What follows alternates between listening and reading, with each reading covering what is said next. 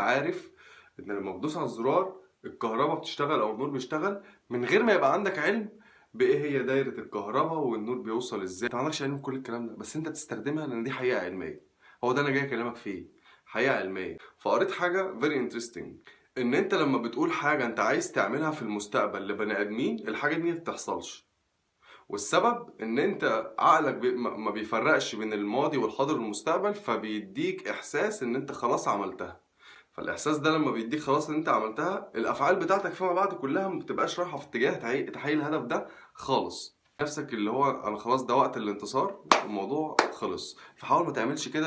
حاجه تانية او سؤال مهم، طب انا دلوقتي يا كريم عشان احقق اي هدف في الدنيا، الافضل والاحسن والاسهل والاسرع ان انا اعمله مع فريق او اعمله مع ناس تانية. مدرب معين هيساعدك عشان توصل لنتيجه معينه، فلازم تشير مع ناس متعلقين باللي انت بتعمله. اكتر من كده المفروض ما تعملش شيرنج للاهداف بتاعتك.